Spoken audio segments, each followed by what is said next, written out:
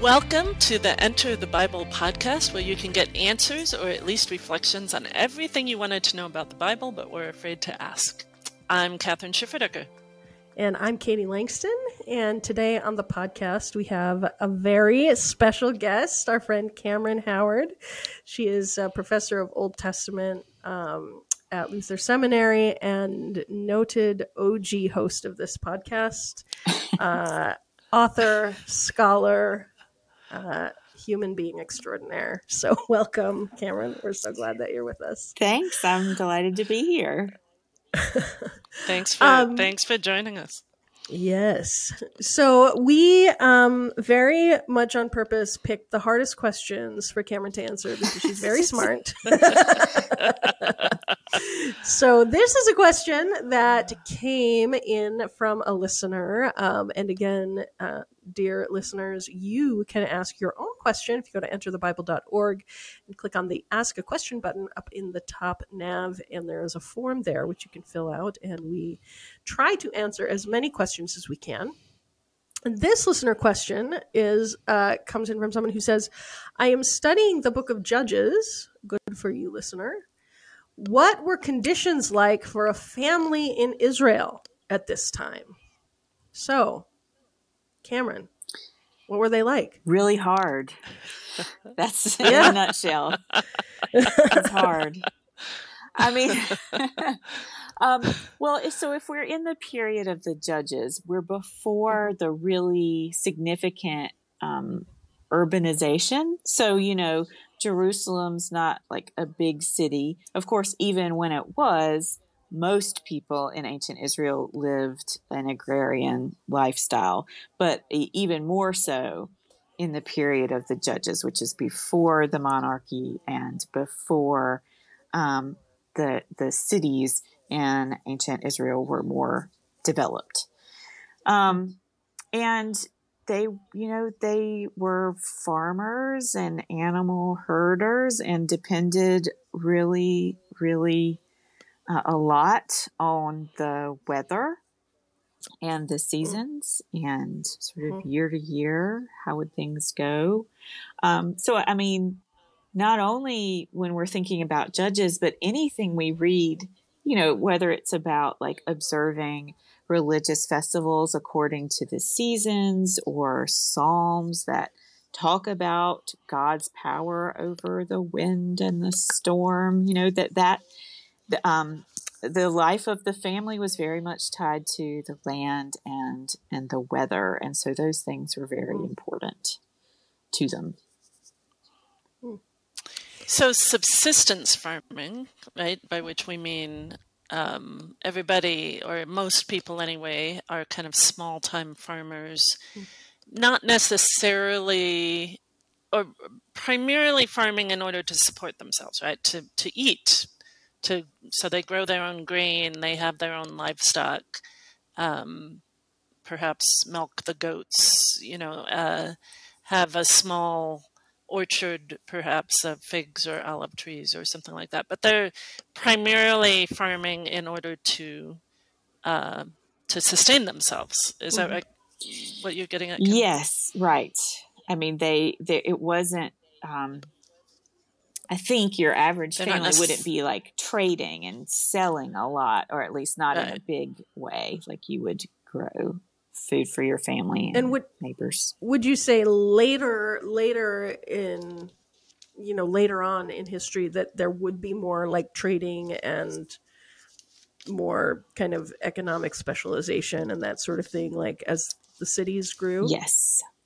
Yeah. Okay, so this wouldn't be necessarily the case for the entire, biblical period or the Old Testament or whatever. No. This is a very specific point in Israel's history, and it's distinct in terms of the lifestyle or the family life before there was more urban development, if you will. Yeah, and again, it wouldn't necessarily be the case for every family, and it's not that there wasn't trade or travel, but it becomes much more there's much more of that in later eras, and our evidence for it is much more ample in later eras as well. Yeah. Okay, that makes sense. And I don't remember if you said this before we started. I know you said this before we started recording. I don't think you've said it yet, but about family structure. Can you say a little bit about that? Oh, yeah. Just that families, would have lived in probably multi-generational households. There would have been livestock right around your house as well. Right. That a lot of daily life went into, going from grain to bread, to a loaf of bread, significant hours of the day. But that also meant that a lot of education and the passing on of the wisdom of the family went on within that household. So children there with their parents, and especially with their mothers, from an early age would have been helping with all of the chores around the house, but also would have been sort of learning the ways of the world from mothers and fathers. And so in the wisdom literature, you kind of hear echoes of this, right? So in Proverbs, opening chapters of Proverbs, you have wisdom that is being passed along from father to son. But you also would have had, or at the end of Proverbs, right? The Proverbs 31 wife who is economically savvy. I mean, that's a big thing about Proverbs 31 is that she can stretch her money, right? She can trade, she can make sure that the household is well off, so that the that sort of concern for surviving and thriving would have been probably the focus of what was going on. But there's also there also would have been religious activity in the home. So, when we read the Old Testament, when we read the histories in Samuel and Kings, or when we read about the, tabernacle worship in Exodus, or the establishment of these public worship spaces, we're not getting the whole picture, because there would, just as we know today, right? You can go to church, you can go to your worship space, but there are also religious rituals and practices that are in place in households, like saying blessings before meals. And it's very likely that sort of thing is happening in the ancient Israelite family as well. So that even though we don't have as many records of that, the records we get are of the outside, the public spaces. There are figurines and other things that are found in homes that suggest that there was religious activity in the house as well. And it may be, too, we think about the weekly observance of the Sabbath, and it's hard to know what exactly that consisted of back then. I mean, we know the rabbinic tradition surrounding the Sabbath in terms of lighting candles and saying certain blessings. Don't really know how far back that stretched, but there is certainly a concern, not necessarily in Judges as much as in Leviticus or the prophets. There is concern with Sabbath and that kind of weekly religious observance that is also a domestic, home-based kind of observance. Everyone take a break. Everyone take a break, right? Everyone rest. Yeah. Isn't it? And oh, sorry. Go ahead. I was going to say, I was going to change the subject a little bit. So if you had something on that same topic, go ahead. Well, no, I did just want to note that in Judges itself, of course, we have lots of conflict. Right. Okay, that's where I was going. I'm like, isn't Judges both like within families, but also everything goes bad? There does seem to be a kind of constant threat from neighboring peoples and neighboring lands, and sometimes even within Israel itself, between the different tribes. So we've been talking, and I think the question is most concerned with kind of daily life. But in addition to that kind of domestic life that we've been talking about, there is also, some threat, right? Or probably some anxiety of threats from outside the household, whether that's other tribes, whether that's other peoples or other lands.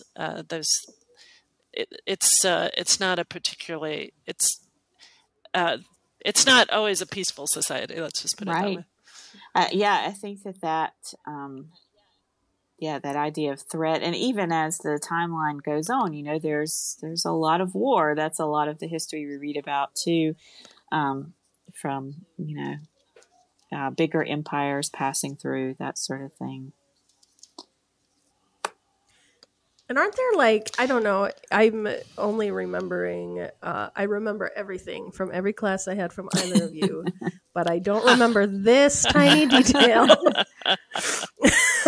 which is, isn't there something, isn't everyone in Judges terrible? Isn't that kind of the thing? Right? Like everyone, aren't a lot of the horrible stories in the Bible, don't they come from Judges? There are a lot of horrible stories in Judges. There's really bad, there are a lot of horrible stories in Judges. It's kind of the worst, right? Okay. You know what? No, it starts out pretty good, right? You've got Deborah, you've got other Sisera. You've got these stories of good leaders at the beginning of Judges, and then they kind of get progressively worse until Judges ends with this terrible story of the gang rape of a concubine, and then the dismemberment of the concubine, and then intertribal civil war. But I do just want to make the point that Judges doesn't condone that violence. I think that's where a lot of people get mixed up. Just because there are stories of violence in Judges doesn't mean that Judges or the Bible or Scripture is condoning the violence. In fact, those stories seem to be there exactly to say this isn't how life should be. This isn't how you should act. Because Judges ends with this verse. This is Judges 21:25. The very last verse in the book says, "In those days there was no king in Israel. All the people did what was right in their own eyes." So that's a word of judgment, that because there's no king, or because, even more to the point, because the people aren't following the Torah, aren't following the law of God, people are doing what is right in their own eyes. And this is the result: violence, civil war, sexual violence and dismemberment. So yeah, I'm glad you asked that, Katie, because it's there's a difference between saying there's terrible stories in the Bible and saying that the Bible condones those. In this case, it does not. I don't know if you wanted to add anything to that. No, I affirm that Judges is sometimes described as like a downward spiral, because the things will get better for a while. God raises up a new judge and things go well, and then things disintegrate, and then you kind of it's just it spirals down until it gets really, really awful at the end. Yeah. And then you get the beautiful little story of Ruth, which is set in the time of the Judges, and is actually somewhat pertinent to our question too, because of all the books in the Bible, Ruth really is this kind of vignette of domestic life. That, I mean, to a certain extent, obviously, it begins with famine and the family of Elimelech going down to Moab. But then when Ruth and Naomi come back to Bethlehem, there is this lovely story of harvest and chesed, loving kindness, and still that kind of what you were talking about, Cameron, that kind of subsistence farming. But there is joy in the midst of it, and family love and new birth, and celebrations in the midst of what is obviously a hardworking existence. That's a great text to put in conversation with Judges, because again, you get so few instances of this really sort of intimate look at everyday life of everyday people in the Bible. So much of it is focused on, important governmental and religious leaders, kings and prophets. And so, to put, I mean, even, Samson he's a judge, like things. Samson's in. So that, to put Ruth beside it, I think gives us a better picture and a kind of rare picture of daily life. And of course, there are archaeologists who do lots of work on this as well. I mean, but a lot of the things that held true for any ancient civilization held true for ancient Israel. For example, high infant mortality. That the life expectancy of women is significantly less than the life expectancy of men because of the dangers of childbirth, before modern medicine. And so there's also that, there's a sort of familiarity with death, or like a closeness of death that, not to get too heavy, but I mean, if you think about that as you read through the Psalms, for instance, or as you read these stories, just to think about the distance in the experiences of, me in 21st century United States versus the first millennium BCE, 2,500 or more years ago, that just the experience of being in the world is very different. And so it can be helpful to reflect on that as you read the Bible, that sort of distance from our own experience. Yeah, it's definitely a cross-cultural experience. That's a really helpful insight, Cameron. I was, and especially as you're reading texts like the Psalms, as you say, I was thinking, and I'll end with this, but when you were talking about this kind of subsistence agriculture, I was thinking about Psalm 126, which is not written in the time of the judges. It's written after the exile, but there's some continuity there, right? And particularly in terms of most people living on the land and getting their, and subsistence farming. There's one line there that I find pretty poignant. So this is Psalm 126, verses 5 and 6. May those who sow in tears reap with shouts of joy. Those who go out weeping, bearing the seed for sowing, shall come home with shouts of joy, carrying their sheaves. I didn't really ever understand that or try to interpret it until my own teacher, Ellen Davis, talked about reading this with people in South Sudan, right? And I think it's worth saying that there are many nations around the world, particularly in sub-Saharan Africa and Asia, where life is still a lot like this, right, in terms of subsistence farming. And so these readers in South Sudan, these South Sudanese readers read this and said, well, yeah, sometimes when you haven't had a good harvest, obviously you still have to keep part of the harvest to sow seed in, so that you will have food for the coming year. And so you have to choose between sowing the seed that will hopefully produce an abundant harvest and using that seed to feed your children now. Wow. Right? So it's that kind of, this is why I think that's probably why the psalmist says, right? Those who go out weeping, bearing the seed for sowing, shall come home with shouts of joy, carrying their sheaves.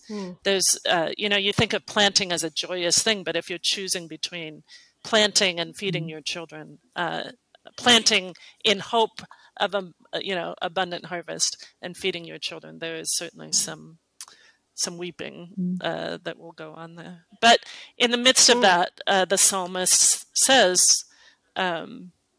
the Lord has done great things for us, and we rejoice, and calling on God to restore our fortunes, O Lord, like the water courses in the Negev, right? In the midst of that kind of anxiety and not knowing what the future holds, there's still a trust in God and a calling on God to provide for God's children. Yeah. And that's so much more poignant when you think about the circumstances in which they live. It's very easy for us to say that. And it's sometimes very easy for us, perhaps because we're not in that position, not to say that, because we are, under the delusion that we can, basically be self-sufficient or whatever. And so, yeah, that kind of brings it full circle, like to the question that the listener asked. It's important to know what life was like for the people in the Bible. It's important to kind of, especially for those of us in other contexts, have this sort of imagination about it and curiosity, and not assume that all these texts were written, for 21st century, Western wealthy people, but for people in extremely different circumstances, impoverished, living hand to mouth, and to have some humility then about how we read the text in light of a life that's different from our own. Yeah. Awesome. Well, thank you. This was a very enlightening and interesting conversation. Super appreciate it. Kathryn, thank you so much for being with us today. And thank you to our listeners for being with us for this episode of the Enter the Bible podcast. And of course, you can get more high quality courses, commentaries, resources, videos, reflections, lots of cool content from Kathryn on enterthebible.org. So go there. Be sure to rate and review us on your favorite podcast app, or on YouTube. Actually, we're on YouTube as well, so you can like and subscribe. And be sure to share this content with a friend. We look forward to seeing you again, and thanks for being with us.